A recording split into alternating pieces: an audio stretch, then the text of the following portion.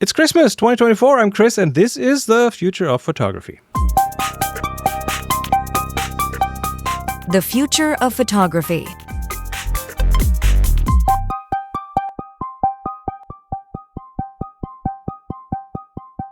Hey, Jeremiah. How are you doing Hello. today?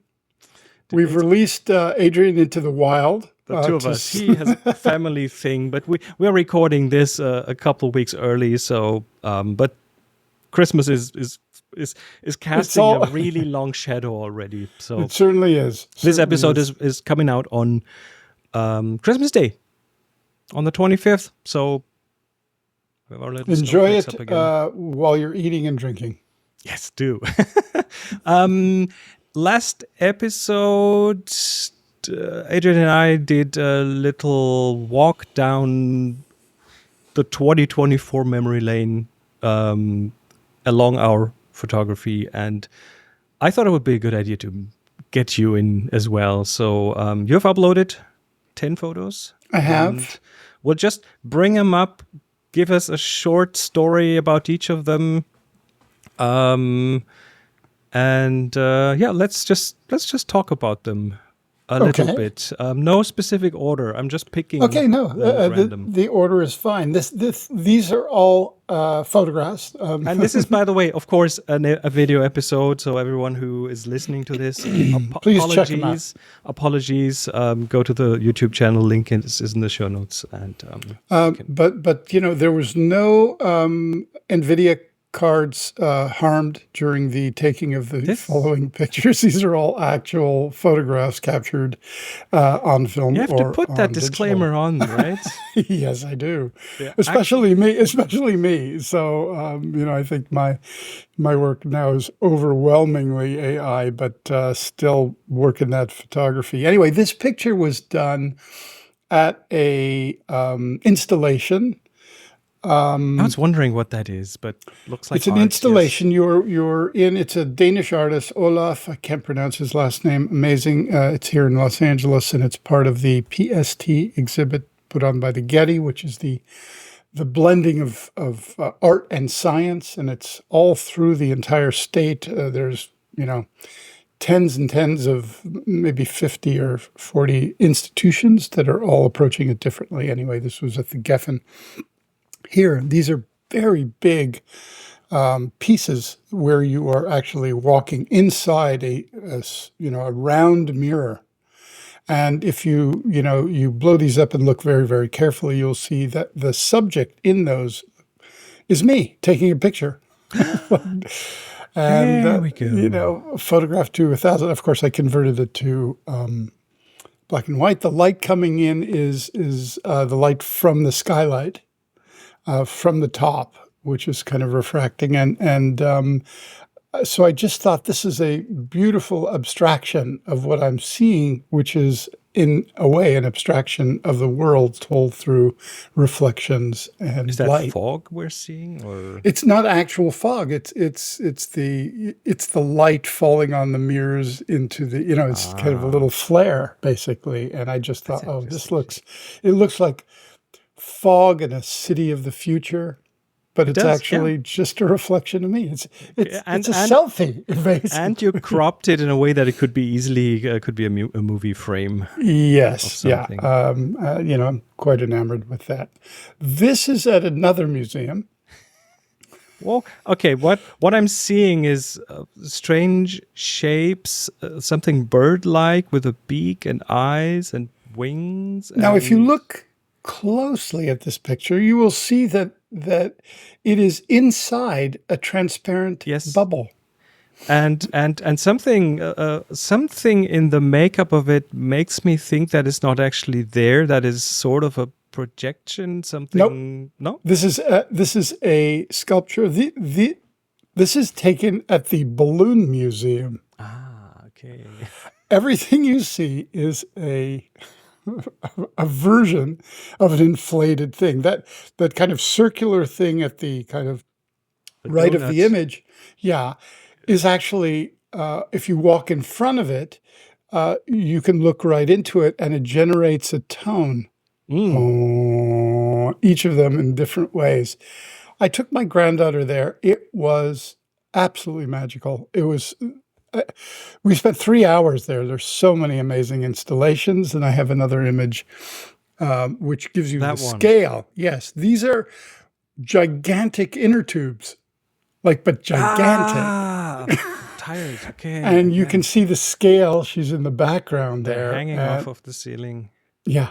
And they kind of move That and looks like a rotate. caterpillar of sorts. Yes. And what you can look right in and through, and it's very, again, abstracted reality, but I like the image itself because it's very mysterious. I love the scale of it, and I, of course, love the concept of it, so I snapped it. Shooting at museums. That's always something unusual. Appropriation. It's the appropriation of art, which is, I guess, explains a lot about me. I prefer this to just taking a picture flat on of some wall that was painted like a graffiti or something. But because here you perform an act of composition, of placing yourself, of making sure the light is, and it's not just a mere reproduction of what's there. No, in fact, it is far from a reproduction of the sensibility you have course, when you actually stumble upon it, except for the scale, of course. Now, But you put these pictures in an exhibition, and I go and take pictures of that exhibition, and we'll go all the keep way going. I'm good down with the that. rabbit hole. I'm good with All that. right, next yes. one. This is more or less a very classic image. This is done with my Leica in the woods, walking with intention to photograph. So I'm carrying my camera, and I'm looking for something to photograph to stop me. And there it was, a pool of shimmering light in the middle of the forest pouring down through and I just thought this is a beautiful and magical image. What you can't really see here is how everything, obviously, because this is an extremely good quality image, so it's very detailed, very sharp, and very evocative. And it's one of my favorite pictures that I shot last year.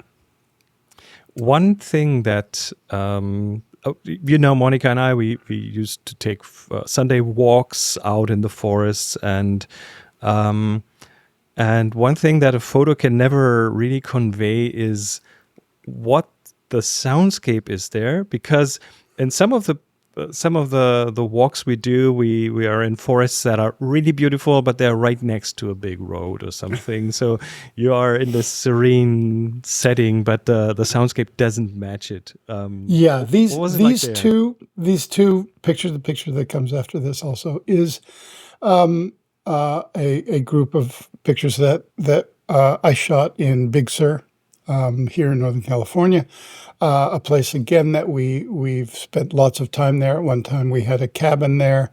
This is another picture of Big Sur, different this is the ocean and that's the forest, and both really define it, but it is very primeval landscape, and that's Susan, my wife, contemplating the universe. And again, I used I actually shot it in this format, so I thought this is just a beautiful kind of classically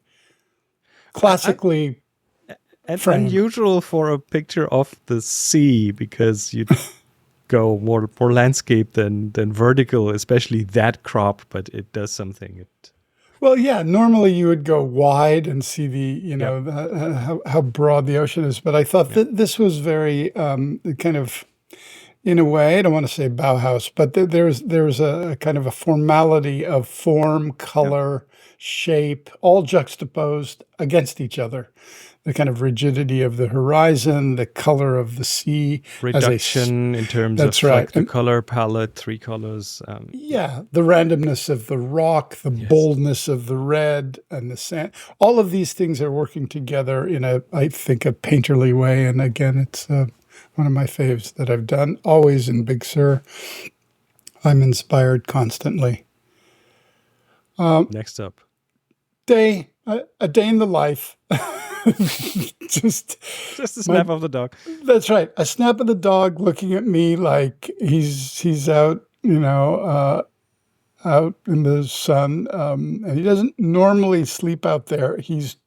I think he's looking at me, kind of questioning, am I coming out there?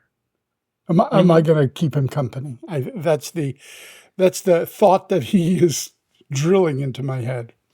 What I really like is when an artist shows this the mundane everyday kind of thing. That reminds me of an interview with a TV chef who always cooks like the most exquisite things, and he was in the interview with his daughter, and the daughter just told everyone that in the evening we just pop in a frozen pizza, and that was quite refreshing. Yeah. Yeah, there you go. This is, again, the nature of photography used to bring or evoke memories, or just to capture. Sometimes when you write a note to yourself, you remember it better. And this was just a note to myself to remember the times that I like. This I think I've used here on the podcast of an exploration of random objects in the world, sort of the mundane, twisted a bit. Again, when I walk in the city, I'm always looking for this. I'm fascinated by photography of the bland, everyday things that present themselves to us in kind of unusual ways. So makes us stop and look at the world, not as this is not just a chair gone bad. It's just again the shapes and something forms. about society and about It's what's sculptural. going on. Yes, there's a lot of metaphors that you can kind of read into it. But again, walking on the street.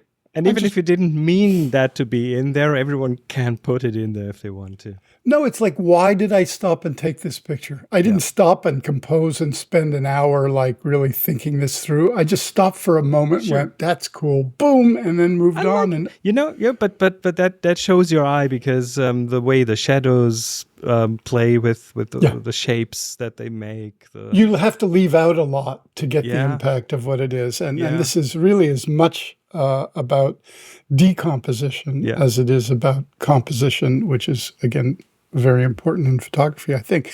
This is the use of photography for a wholly different way.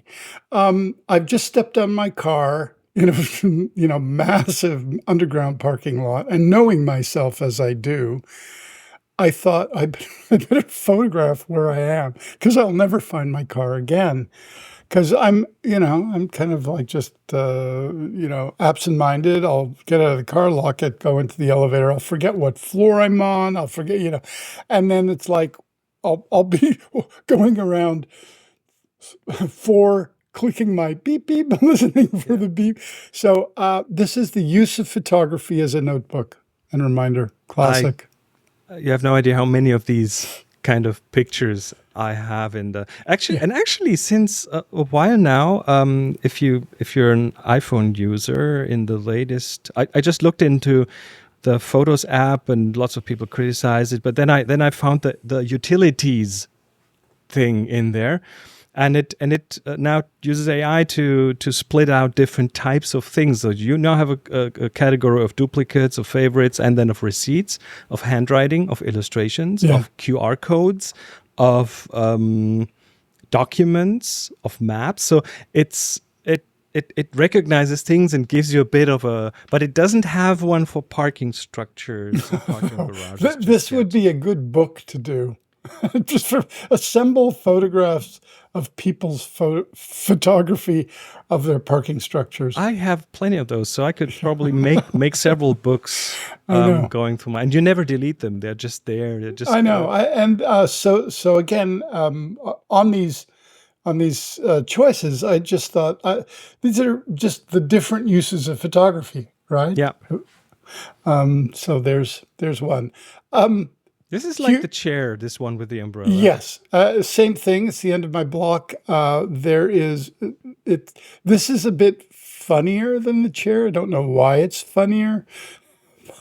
More context, maybe not as formal in terms of composition. Yeah. Yeah, I can't really say why I like this so much. There's a kind of humor, sadness to this picture.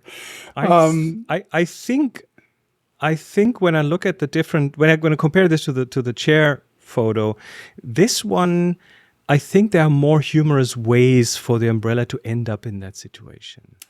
there's a I think story there for there are sure. more stories I can put into this, and they are in general a bit more funny. This thing is, my mind is flying through the air. There's a storm, and it gets swept across the road and probably hits someone on the way. Stuff like that. Like, Yeah. So again, without any kind of a forethought, this was just mhm. something that I find interesting.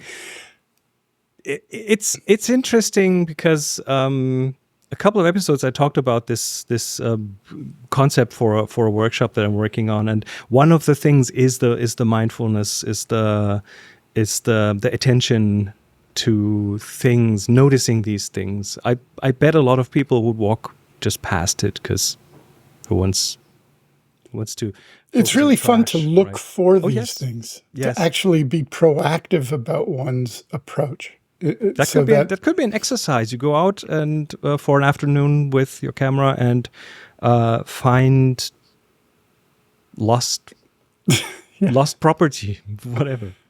yeah. All right. Last but not least, Again, this is taken during an exhibit, another one called Luna Luna. Big kind of installation project here. geodesic sphere. It's a Sphere. geodesic sphere made up of kind of metallic surface. I don't know exactly what, but I did a little manipulation on this just in terms of exposure. That's all I did. In other words, I crushed the blacks, I moved up the mids, and I brought down a little bit of the highlights, leaving enough information in the background so that the scale of it is again recognizable. Is And it though? is it? I Is don't it know. though? I have nothing to compare it to. The only information I get about this scale might be from the depth of field. It's not a macro for sure, but um, Well, it's not a small object, as it's you not a can small tell object, from but the is it door. is it as high as a person? Is it Oh, as high as five people? Is yeah, it it's about 50 feet okay? high. I could envision one person next to it. See, you have that information. I'm trying to extract that from the image, and I can't because Well, that's I think one of the things that attracted it's me interesting. to the composition, which was, is this a golf ball or Also, it's an object that is not in my everyday environment, right? so It's I do not unusual, have. If it was a car, I'd instantly have an idea what size it would be. and you can see it's inside. Yes, and it's It's not inside. as So inside. this is wild. I like this. Yeah, Very and confusing. those are some of the images of the past year that kind of informed my photography. Very cool. Thanks for sharing. So What do you got? I have news. I brought together a couple of news items to show you and to discuss. First one is it's an interesting thing happening.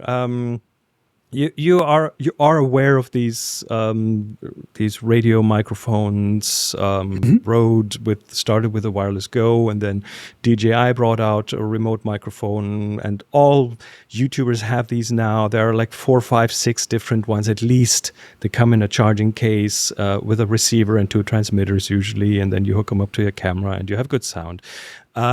Very straightforward. But it's an entirely new product category that has come on the scene in the last 5 years, I'd say, probably. So Rode is now releasing their next generation, the third version of their wireless Go mic.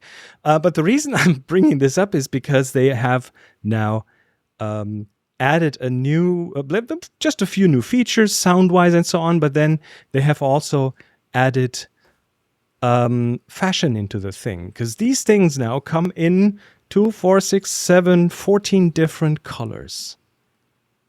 And I find this really interesting because you as a filmmaker, it microphones are supposed to be hidden, right?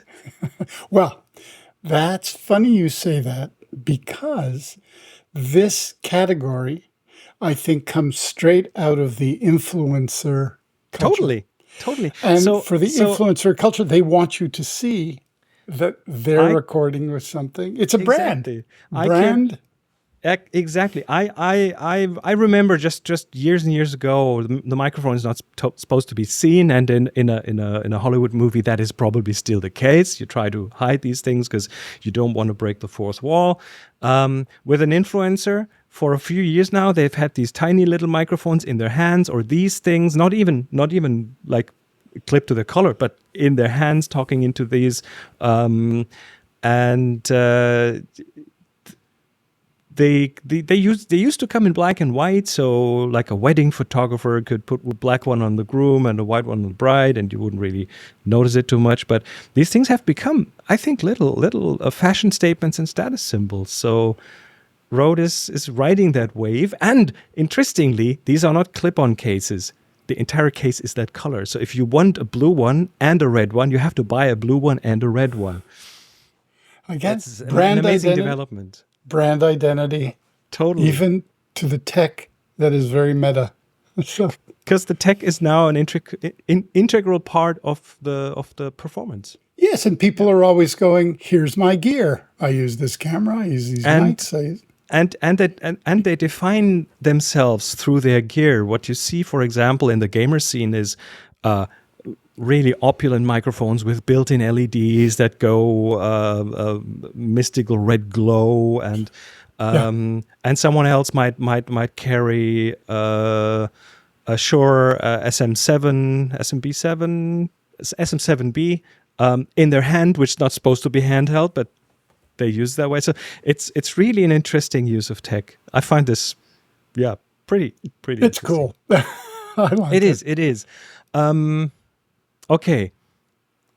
Next piece of news is I'm not sure if we've talked about this here, but it's about digital telescopes. Now, I came across this video by Scott Manley. He's a space YouTuber, talks about the latest tech, and he's also a trained astronomer. So he got approached by a company, so it's a bit of an ad, this video, but it's about modern backpackable telescopes that are digital and that not just do everything for you, as in you have an app on your phone that you type in the constellation, the nebula, the galaxy that you want to focus on. So the telescope will find it, will move there, will focus on it. But they also now, and I wasn't totally aware of that, have moved a lot of what's typically in smartphones, the whole computational photography part of it, into the telescope. So what I mean by that is you see these photos, these astro photos that look very intriguing. The colors are interesting. And if you look back, the process to get there is very complicated. You have to take sometimes hundreds or thousands of pictures. You have to use an astro stacking software to get the I don't know, satellite streaks out, and to enhance the colors, and to like a lot of work goes into that, and a lot of skill has to go into that, or had to go into that. But what these newer telescopes do is they do what some cameras do now. They just point there, and then you see on your phone, you see the photo over time develop, come together, enhance, and then you end up with something that looks like it's from an astrophotography website. Wonderful. It's fabulous. It brings that type of photography into the hands of people who would never have been able to do that. He tested that thing. He got it as a loaner, and he tested it. He put it up on the roof and then tested it from the warmth of his living room because it's remote controlled. And now this is, of course, not on the same level as a large telescope and an SLR hooked up to it. You will get better stuff if you put the equipment and the work. I mean, if you spend like $4 billion on a mountaintop exactly. telescope, you'll get a slightly better image. But this makes it possible for virtually everyone to take photos of Saturn, of the Andromeda Galaxy, of other things in the sky that are so faint that you can't see them. And there's not a huge camera in there. We're not talking huge sensors and things. But yeah, they have changed in really interesting ways. So I love it.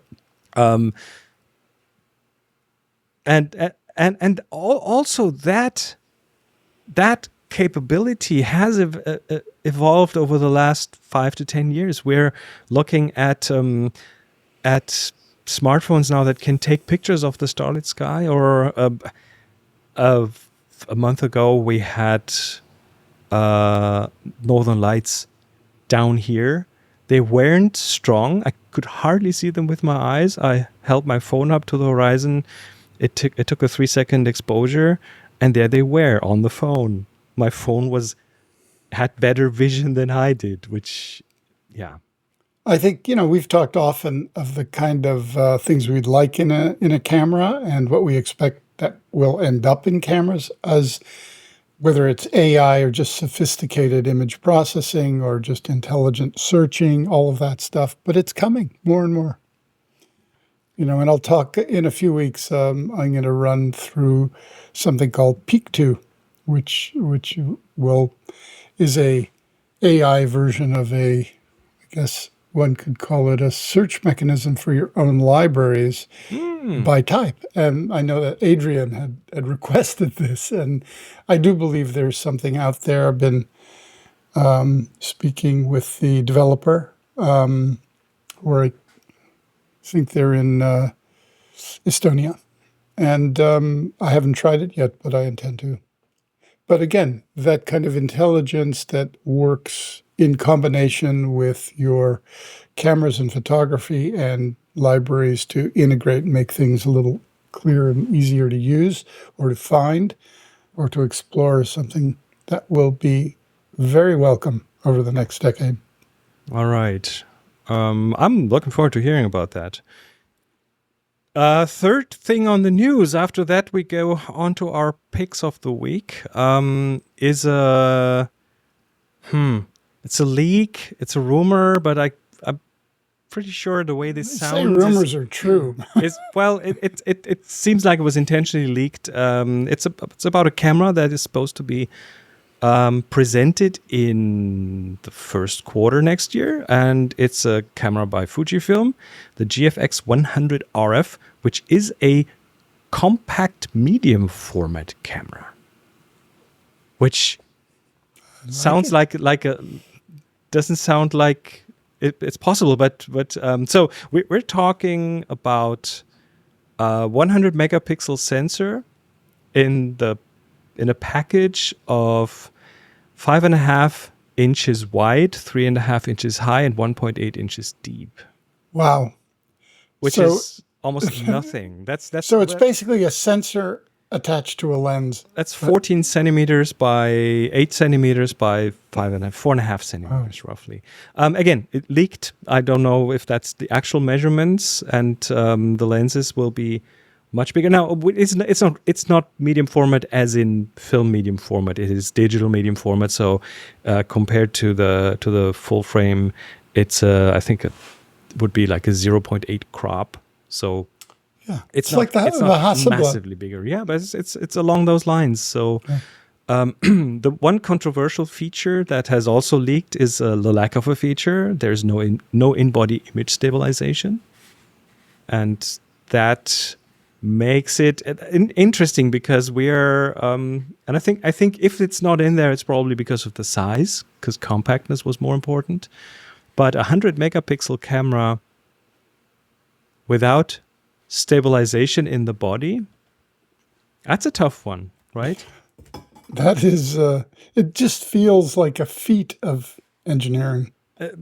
So what I wonder is if you get the 100 megapixels, if you, I believe, and that's just my own idea, is that they are offering stabilization, but with a crop. So they do digital stabilization at, I don't even know, 60 megapixels. And if you want the full 100, then you can't have the stabilization anymore. That would be They're my guess. cheating. Yeah, but you need the big numbers to sell stuff, right? I guess so. But the idea of having a medium format has a ring to it for a lot of people. It's like this this thing hovering. Call me in the when air. it's large format at that size. That's difficult. But okay, so there we are with the couple of news items. Picks. What latest piece of news? Just a little housekeeping thing from my own business is the photo tour to Eastern Europe has sold out. The first one.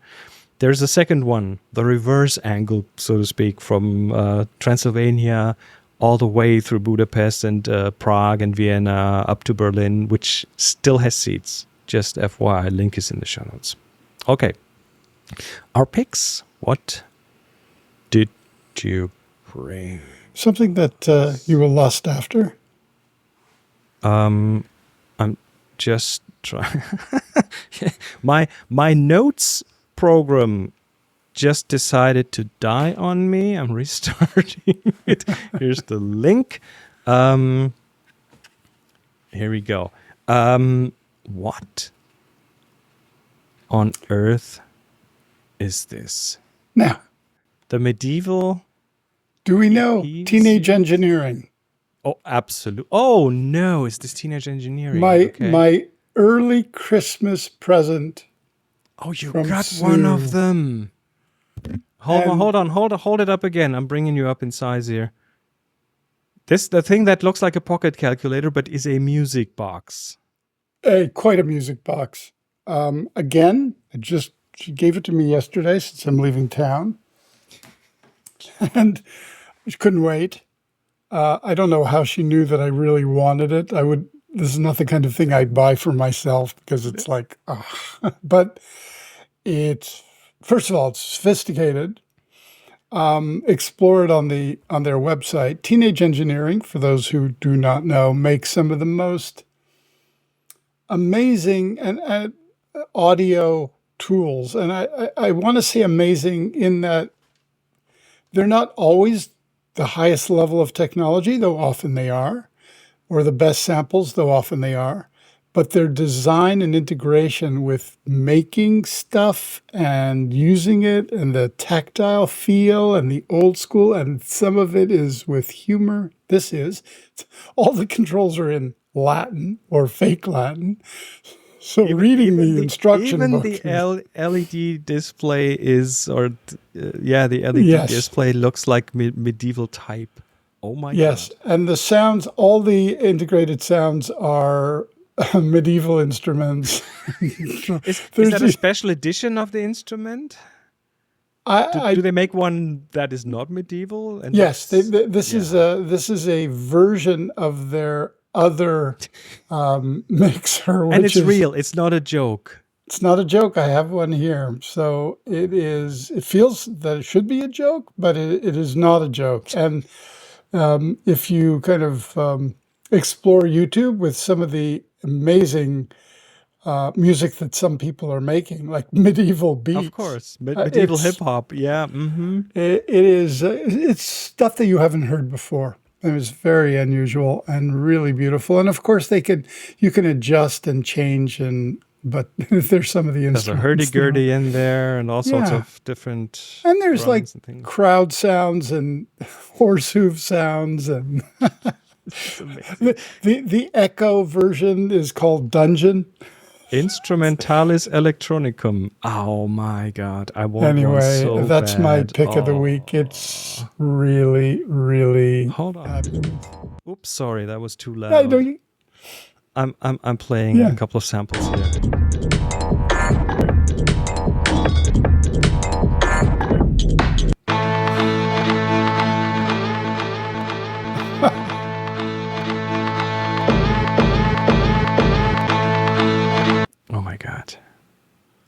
Okay, now Yeah.